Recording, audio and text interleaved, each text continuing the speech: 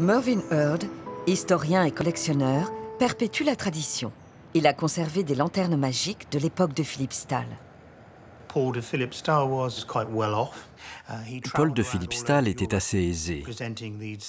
Il voyageait à travers toute l'Europe, présentant ses spectacles de lanternes magiques qu'il appelait Phantasmagoria. Si on étudie le mot Phantasmagoria, cela signifie littéralement « réunion de fantômes ». Cela se déroulait de cette façon. Une assemblée était conviée dans une pièce, plongée totalement dans le noir, et les gens étaient bombardés de toute une série d'images de fantômes, de revenants et d'esprits malfaisants.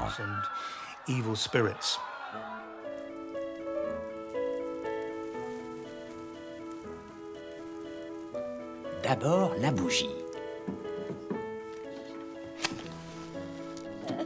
Attention, le spectacle va commencer. Ah!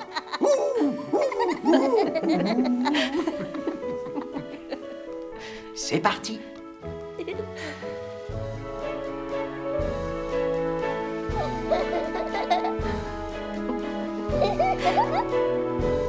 Encore.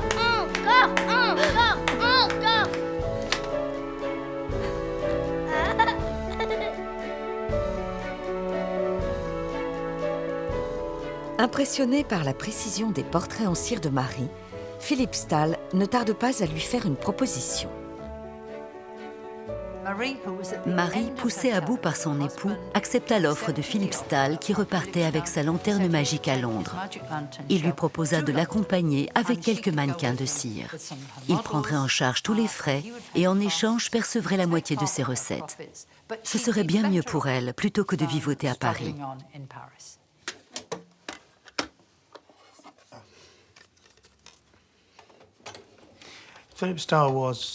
Philippe Stahl était une sorte de magicien de salon qui exerçait à l'époque des Lumières.